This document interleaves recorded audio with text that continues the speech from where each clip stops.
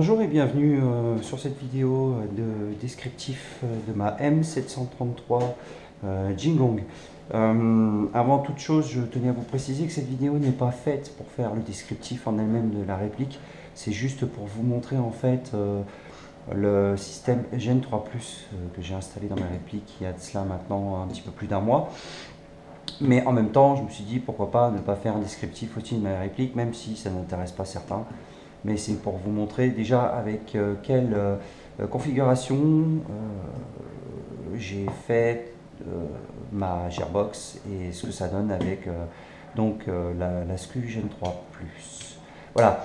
Alors, avant de commencer, sachez que la SKU Gen 3 Plus, je l'ai commandé donc sur le site de Airsoft Entrepôt pour la somme de 80 euros. Reçu très rapidement en 2 jours ouvrés ou 3 jours grand max. Chez Airsoft Entrepôt, ils ont la gentillesse de vous offrir en plus dans le package le système hop-up qui va avec la SKU. C'est un système un peu spécifique, c'est-à-dire que c'est un système électronique qui gère. C'est-à-dire que quand les billes passent dans votre hop-up, il faut, bon, c'est pas compliqué à installer, mais il faut, voilà, il faut être, faut pas avoir la tremblote, il faut être débrouillard. Donc c'est un hop-up que vous installez habituellement comme un hop-up normal, sauf que là il y a une électronique en plus qu'il faut faire passer le câble entre la gearbox et le corps métal. Et il y a une espèce de petite prise ici électronique que vous reliez dessus comme une micro USB. Ce qui fait que quand vous n'avez plus de billes qui passent dans votre hop-up, l'information est envoyée à la SKU qui s'arrête automatiquement. Moi, je ne l'ai pas installé parce que j'en vois pas l'intérêt. C'est plus gadget, hein, c'est pour utiliser surtout le ball catch, que je n'ai plus d'ailleurs, qui a cassé. Donc l'intérêt, c'est le ball catch et voilà. Après, derrière le ball catch, il y a une petite pièce électronique toute fine que vous devez coller quand vous appuyez sur le ball catch. Ça fait contact et ça envoie l'information. Une fois que vous avez remis le chargeur, ça remet en marche le système de tir. Voilà, bon, moi je ne l'ai pas installé parce que comme je vous le dis, je ne vois pas l'intérêt. Bon, quand il n'y a plus de billes, bah, vous tirez à vide, hein, tout simplement. Je vire le chargeur et j'en ai un autre. Alors, descriptif très rapide, donc c'est une M733 dérivée du M4 à canon beaucoup plus court. Alors, ne me demandez pas les configurations exactes, je ne les connais plus. Ça fait quand même 10 ans que j'ai cette mémère, ça a été ma première réplique. Sachez tout de même qu'au départ, c'est une Jingong, payée à l'époque chez Gunner Airsoft à 80 euros, frais de port compris, je crois. Donc voilà, mais il n'y a plus rien de Jingong, même pas le corps. Voilà. Donc tout a été changé. Ici, c'est un garde-main métal RIS commandé aussi chez Airsoft en entrepôt, 40 et quelques euros, frais de port compris. Très bon RIS, un peu compliqué à installer parce que, étant donné que moi j'étais pas non plus un grand connaisseur, je l'ai fait moi-même, ça n'a pas été évident. Ça, c'est des voilà, des petits trucs décoratifs que j'ai trouvé sur eBay à 8 euros. Voilà, qui se séparent en deux, là, vous pouvez les mettre à droite comme à gauche. Là, en fait, normalement, j'ai ma lampe avec connecteur déporté, mais là, pour le montage, je me suis dit, ça sert à rien, je la vire. Mais éventuellement, bon, c'est pareil, c'est une lampe que j'ai trouvée sur eBay qui éclaire très très bien pour 13 euros. Voilà. Pour l'instant, ça, elle marche très bien et j'ai pas à me plaindre. Et en plus, la batterie, je crois, est vendue avec. Voilà, donc RIS métal, poignée merdique. Voilà. J'ai installé, j'ai un fond de tiroir, j'ai mis ça pour tenir en attendant d'avoir un truc plus solide. Corps métal, alors voilà, c'est pas de la marque, hein. C'est corps métal à l'époque. J'avais demandé à mon fils, âgé de 4 ans, de choisir le corps métal pour moi. Il a vu voilà, donc Transformer dessus, voilà, là comme d'un côté, il m'a dit celui-là, donc j'ai acheté celui-là et je suis resté avec le corps Transformer. Red Dot basique qu'on trouve dans tous les magasins d'Airsoft, c'est pareil. Pour l'instant je l'ai, mais je ne le garderai pas longtemps. Si j'ai l'occasion de changer pour autre chose, je mettrai autre chose. C'est là que ça devient intéressant, c'est à l'intérieur. Alors ça, cette petite pièce, vous me demandez ce que c'est un bricolage de ma part. Vous savez, ces fameuses pièces que l'on glisse dans les poches, enfin sur les systèmes système de retenue que vous mettez sur les gilets. J'ai confectionné ça moi-même, ça marche très bien. Voilà, c'est un petit bricolage à 2 balles pour 3 francs 6 sous. Si ça intéresse certains, vous me le dites. Et éventuellement, je vous montrerai la manière dont on le fait. Alors, à l'intérieur, la Gearbox renforcée, je ne sais plus de quelle marque. Je ne veux pas vous dire de bêtises, je crois que c'est une marque D-Boy. Piston renforcé dans métal Amatsumaru. Guide piston Amatsumaru aluminium sur roulement. Ressort M90, donc qui tape à 330 fps. Voilà, roulement à billes aussi au niveau du piston. Au niveau du nozzle, c'est un nozzle aluminium Amatsumaru, donc nozzle renforcé. Les gires, alors au départ je voulais prendre du SHS 13.1 et lors de ma validation sur le compte d'Airsoft Entrepôt aussi, j'en fais beaucoup de la pub pour eux. Sur le compte d'Airsoft Entrepôt, je me suis rendu compte une fois que la commande avait été validée que c'était pas des SHS, c'était du Amatsumaru, mais les pièces se valent bien, elles sont sympas. Bon, ça, on verra au fil du temps pour l'instant, mais je risque pas, à mon avis, je risque pas beaucoup de les escarter étant donné que je ne joue qu'en coup par coup. Voilà, donc 13 pour 1 Matsumaru, et bien sûr le fameux système ASCU Gen 3+, donc, parce que j'en avais assez de ces espèces de contacteurs avec la gâchette, la machin, qui un coup ça se coince, un coup elles sont cramées, en plus comme je suis en lipo, voilà, donc je me suis dit pourquoi pas. Et poignée d'origine, et à l'intérieur moteur SHS High Torque. Voilà, c'est pas du high speed, c'est du high torque.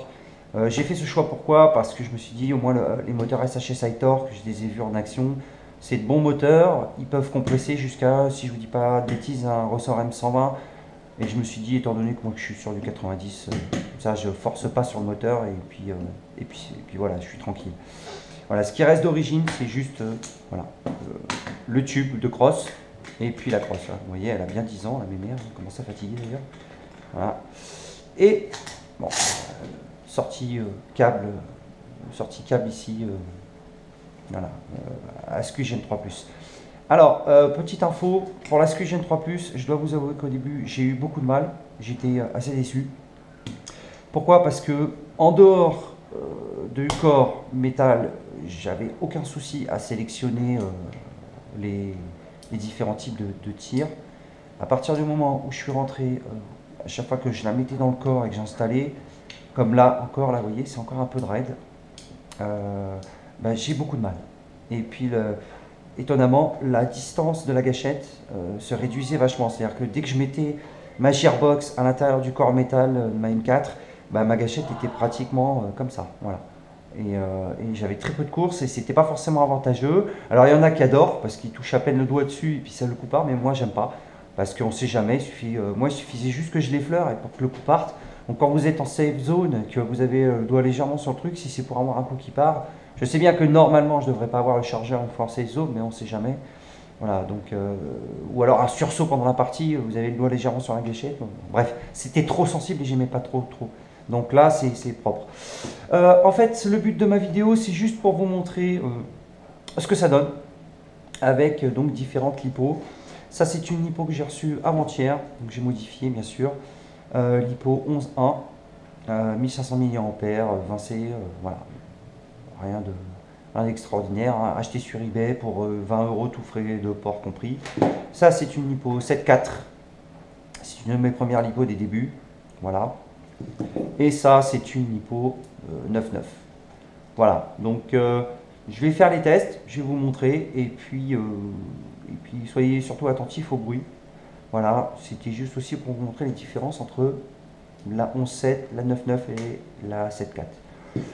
Donc là, je vais commencer par la 9.9. Donc voilà, hop, je dispose la lipo, je branche. Voilà. Donc, je suis en semi, je ne joue qu'en semi. Donc que je sois en auto ou en semi, c'est pareil. Donc écoutez bien. Et encore, là je trouve que c'est un bruit dégueulasse. C'est un bruit quand même vachement de... Je trouve que c'est un bruit de perceuse électrique. Donc à mon avis, j'ai trop serré peut-être le moteur ou peut-être pas assez desserré. Bah, enfin, c'est pareil. Voilà, donc ça c'est juste pour vous montrer. La réactivité est plutôt bonne, mais pour une 9.9, je trouve que ça manque de patate. J'ai été un peu déçu. Voilà. Remettre toujours en sèche quand vous débranchez une batterie LiPo. Ça n'a pas d'incidence, mais moi c'est ce qu'on m'a dit. 7.4. Alors étonnamment, alors je ne sais pas si c'est ma batterie LiPo 9.9 qui est fatiguée, mais étonnamment j'ai fait les tests hier soir. La 7.4 est plus réactive que la 9.9. Vous voyez? Donc à mon avis, je pense que au bruit, hein, ça s'entend. À mon avis, la 9.9 soit elle est fatiguée, soit je sais pas, soit la batterie est peut-être de meilleure qualité. Voilà. Donc là, ça c'était le test avec la batterie LiPo 7.4. Oh la vache. Voilà. Et là, c'est la batterie LiPo 11,1 volts. Donc je branche, j'attends un peu. Et là, c'est un régal.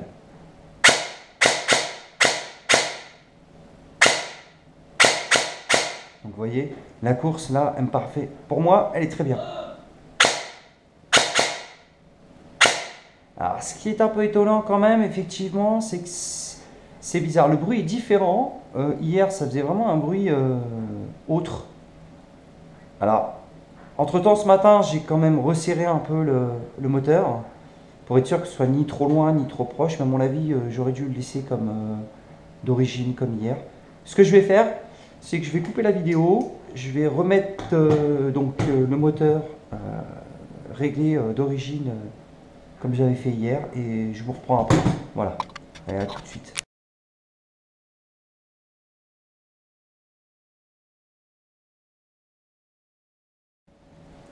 Donc me revoilà après le réglage moteur, donc c'est bien ce que je pensais. C'est moi qui avais légèrement trop serré le moteur au niveau voilà, de la crosse. Donc du coup, là, le bruit est carrément différent, je vais vous le faire écouter. Voilà. Vous voyez, on entend déjà moins le bruit de perceuse quand même. Hein. C'est quand même plus propre. C'est même carrément, je dirais, même un véritable plaisir, éventuellement, là, du coup, d'entendre ce genre de bruit de moteur. Et c'est incroyable la réactivité que ça a. Quoi. Je veux dire, voilà. Vous avez très peu de courses. Moi, je vous dis, je le répète, je préfère. Et même à la rigueur, je pense que je vais encore améliorer le système. C'est-à-dire que là, je vais desserrer encore un peu, là, ici. Alors, hop, je remets sur Safe. Je vais desserrer encore un peu ici parce que voilà, pour ceux qui un jour décident de mettre la SKU Gen 3 Plus et qui au moment du remontage se rendent compte que le changement de sélecteur est super dur et que vous avez du mal à appuyer sur la gâchette, ne vous cassez pas la tête à savoir si vous n'avez pas trop nana, trop serré. Non, c'est juste parce que votre corps, quand vous serrez les vis, le métal se resserre et donc forcément ça écrase légèrement la gearbox. Alors de pas grand chose. Mais ça, moi, ça m'a suffi pour me casser les pieds parce que le sélecteur de tir était super dur. Et en plus, ça, au bout d'un moment, si vous voulez, quand je tirais, hop, ça se bloquait. La SKU se mettait en sécurité. Il fallait que je rebranche, débranche, je recommence. Et au bout de 3 tirs, ça recommençait. Et au début, j'ai cru que c'était les moteurs. Enfin, je me suis pris la tête. Et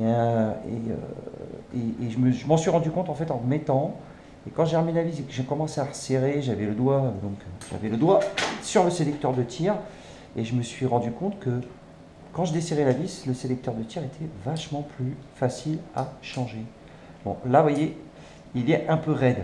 Donc, si vous voulez, je vais vous le montrer là tout de suite.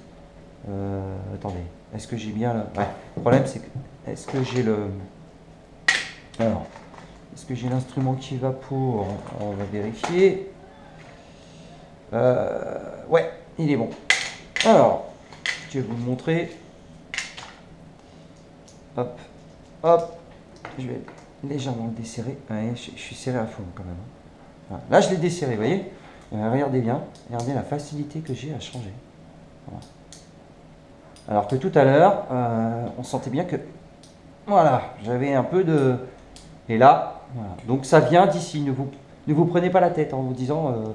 Oh mon Dieu, j'ai du mal à sélectionner, qu'est-ce qui se passe? J'ai mal mis la pièce. Non, des fois c'est juste les corps métal qui sont un peu trop épais et qui sont très très limites par rapport à la gearbox déjà. Et en plus quand vous rajoutez avec le sélecteur de tir, parce que c'est le sélecteur de tir du système ASCU qui va avec, il est légèrement épais qu'un sélecteur de tir de gearbox normal.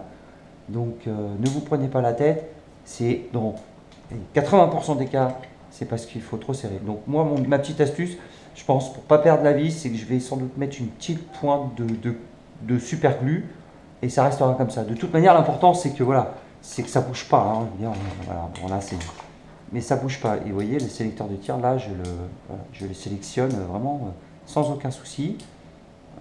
Et du coup, c'est un vrai plaisir. Ah, ça, c'est une pure merveille ce bruit. Allez, je vous la remets, puis après, j'arrête.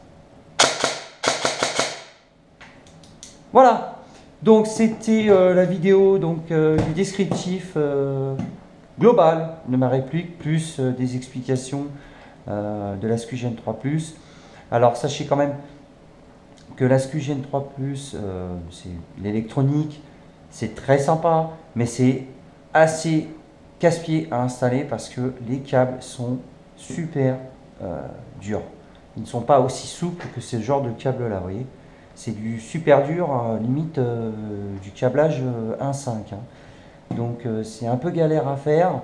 Il faut être patient. Il ne faut surtout pas s'énerver. Il faut être méticuleux, prendre son temps. Et puis quand vous remontez, vous faites vos tests et vous voyez.